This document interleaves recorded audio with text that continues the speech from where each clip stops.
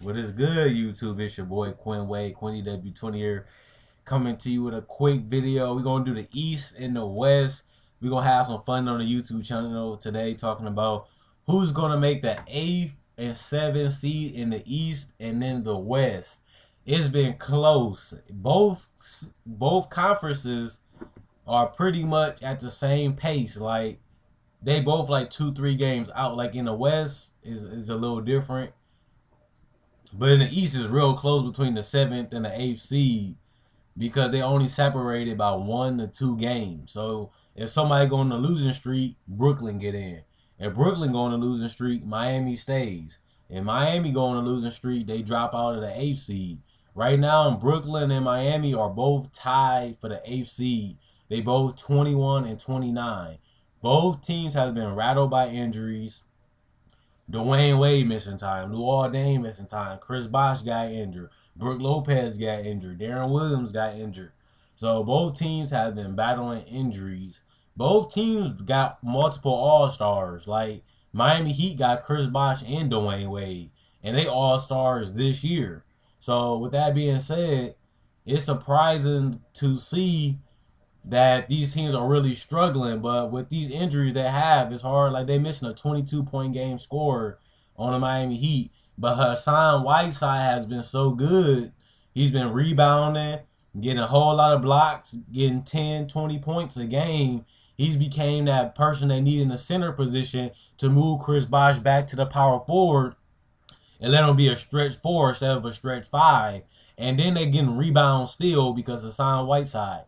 Hassan Whiteside need to get at least 32 minutes. I know they like to run Chris Bosh at the center for a little bit, but they just need to give Hassan Whiteside 32 minutes because they play better when he's on the floor, and Chris Bosh can still stretch in the pick and roll because Hassan Whiteside got that gravity that he's a good alley-oop finisher, so it's going to still space the floor for Chris Bosh anyway. So with that being said, I still think the Miami Heat should give Hassan Whiteside more than 25 minutes. They should give him around 30 to 32 minutes. And he should be able to grab 15 to 20 boards every game because he's really the only rebounder on the team. Chris Bosh don't grab that much rebounds because he's on the perimeter. So he don't get that many chances to grab rebounds. Dwayne Wade is a decent rebounder for his size, but he's not a double-digit rebounder. So Hassan Whiteside, the only person there to get rebounds. So you should give him a lot of minutes just because he a rim protector and he's a great rebounder. But Charlotte, they actually came back. I said that they couldn't come back.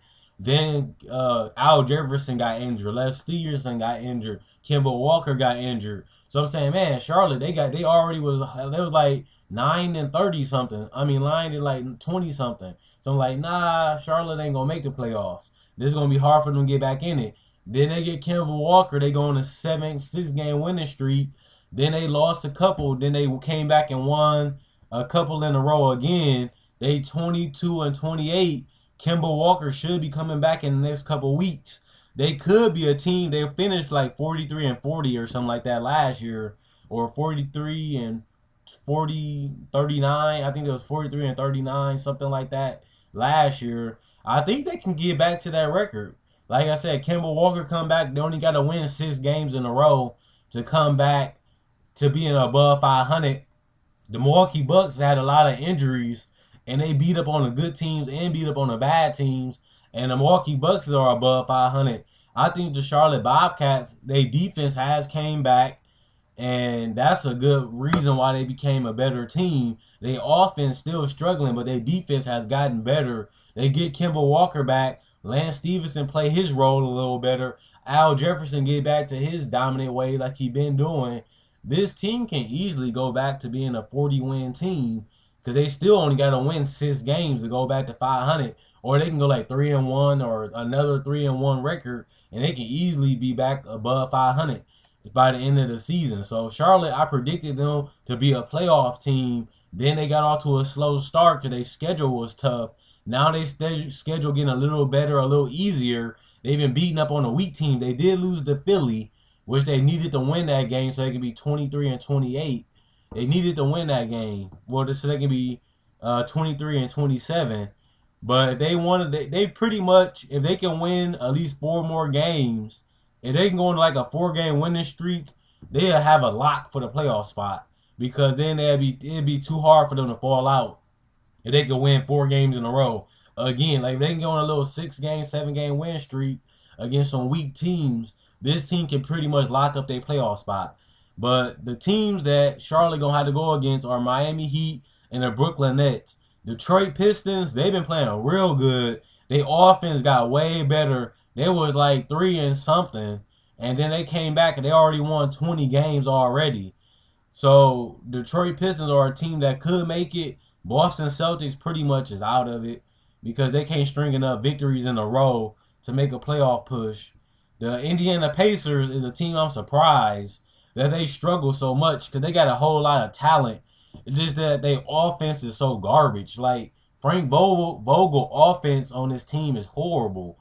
And they got so many shooters, CJ Watson, Chris Copeland, C.J. Miles. They got so many shooters, and then they got David West as a stretch forward. Then they got Roy Hibbert as a person that can play in the post. You would think that this would be a 100-point team. Then they got Chris Copeland, Rodney Stuckey. They got so much talent on this team, but they struggle to score the ball, which is surprising that they struggle so hard to score. If this team can get a quicker offense, get some easy baskets, this team should have been an 8th seed. Without a doubt. I'm surprised that the Indiana Pacers struggling this bad. Like, they got a better team than the Milwaukee Bucks, and the Milwaukee Bucks got a way better record. They 28 and 23. But the Indiana Pacers, I didn't suspect them to struggle this bad. But either Brooklyn or Miami gonna get that 8th spot. I like Brooklyn, like I said before, I like Brooklyn better than Miami. But with Dwayne Wade and Chris Bosh, it's gonna be hard to see them missing the playoffs unless they continue to have injuries. And they got Luol Deng, and they got Hassan Whiteside. Dude, they got like 3 good Dwayne Wade, Luol Deng, and Hassan Whiteside are decent defenders. And Chris Bosh ain't a bad defender either. So I think Miami should be able to take that 8th seed if Charlotte don't fall out. And or Brooklyn, they both tied for the same record, but Miami keep getting injured.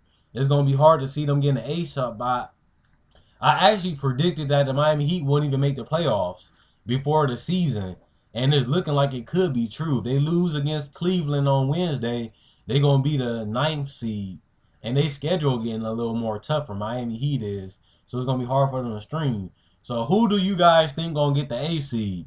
Indiana, Orlando, Boston, Detroit, Brooklyn, Miami. Who you think going to get the 8th seed? Is Charlotte a lot for the playoff spot? I like Brooklyn getting the 8th seed. That's my pick because I like Brook Lopez. I like Joe Johnson. I like Darren Williams. I like Jared Jack. I just think they gotta play a better offense and get some better defense.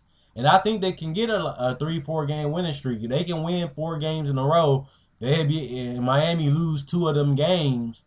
Brooklyn, they was an 8th seed all season, so they can get it together, get their injuries back together, string a couple of victories in a row. Brooklyn could win the seed. So let me know who you guys think. Comment, like, subscribe, and share. Check out my older videos. If you're new to the channel, you like this video, like my older video, subscribe. Also, feel free to leave suggestions, and thanks for the view. Let me know what you guys think. And let me know who you think going to get the 8th seed in the East.